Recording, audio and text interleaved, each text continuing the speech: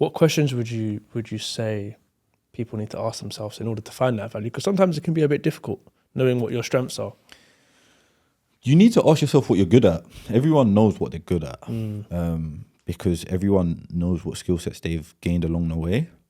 And off the back of finding out what you're good at, package it up in a way that makes sense for whoever you're trying to attract.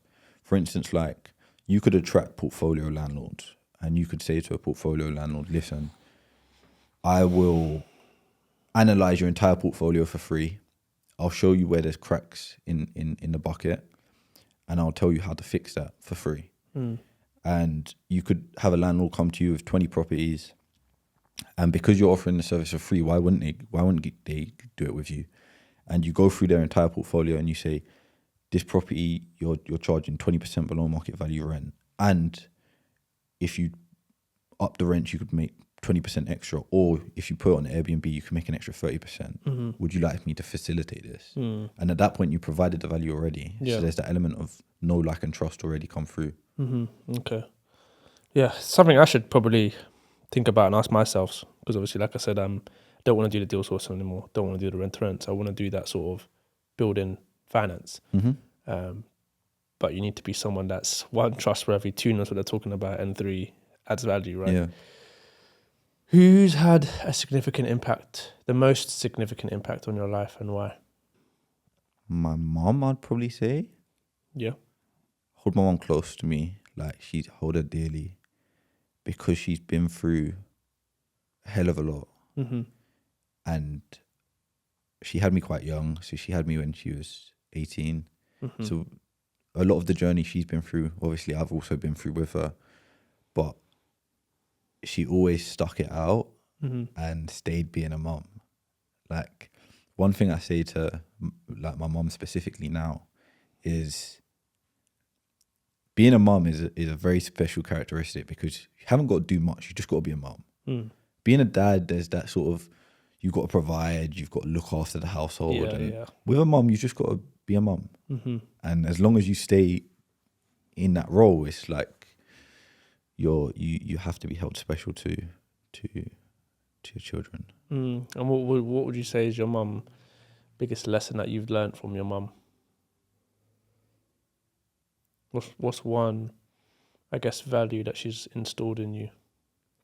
I wouldn't so much say she's installed values in me, but I would say that one of the biggest lessons that I've learned is just fight through it. Fight through it. No matter what you've got in front of you, just keep moving. Yeah.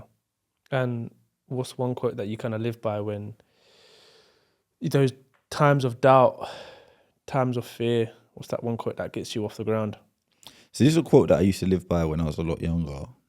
So it might sound quite naive, but I still like the fundamentals behind it. And it's, you got to pay the price to be the boss. Like, that isn't necessarily monetary value, but to be the boss, you have to pay the price. And whatever that looks like, you have to be comfortable with. So yeah, responsibility, right? Yeah, definitely. Being a boss comes with a lot of responsibility, especially when you work with employees. When I say boss, I don't even necessarily mean in the manner of like a corporate field, but just in any instance that to be the boss of this situation, to boss this situation, you have to pay the price. And if you're willing to pay the price, then you can move forward. Yeah. Do you have any regrets in life? I think in hindsight, everyone has regrets, but you have to look at life moving forward, and it's like you can't live in the past. There's a lot of things that would change as you grow older, you mature. There's been a few times where I feel like I've been somewhat distracted from things, whether that's getting involved in other businesses or whether that's spending time involved in other businesses, and which I could have spent better elsewhere. But I'd say regrets, if you're continuously making lessons from your life, I'd say any regret is more so a lesson. Yeah, because a lot of people focus too much on looking back, and they always say if you keep looking back, you can never look forward, right? You Yeah. can, you won't see where you're going. So I think lost opportunity is the biggest regret. so many opportunities. Yeah, there's many opportunities that you've probably turned down. Me, myself, you similar, and the audience. I think there's many opportunities that you've probably turned down that could have been life changing, and it probably out of fear. Yeah, it's that feel the fear and do it anyway, right? Pay the price to be the boss. Yeah. What's one thing people don't know about Diante? Could be funny, could be personal, could be silly. I don't know. There's obviously a lot that people don't know about me, but Hobby that you have that people might think, what the fuck? Diante does that? I don't.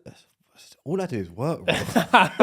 You know, when I speak to people, that's what they say. I just work. All I do is work and go to the gym. Come and on, work. there must be something. One thing people don't know about me. You seem like an anime type of guy. I'm not. I'm not. Yeah, no, I don't know. Makes you think, right? It's a spanner in the works. It is a big spanner in the works. Yeah. Sports. You do boxing, right? Yeah. So, but people know. But yeah, I boxed. I sparred Joe Joyce. Okay. So that's one thing a lot of All people right, don't cool, know. nice. And then to wrap it off, Diante, obviously the podcast is called The Endless Race. We're all running this endless race called life. Endless opportunities, endless failures, endless successes. When you hear the phrase, the endless race, like, how do you interpret that in relation to life? I think we're all racing to one thing, and this is going to sound really dark, especially to end it, but the only thing we're all racing towards is death. And whether you like that or you don't like that, it's just the truth. So I think something like the endless race is like you're on this never-ending race that will eventually lead to death. And then what happens after death is going to be judged on how you spent the race. So at the end of the race, you get judged on how well you raced. And I think when I hear that, that's what I think.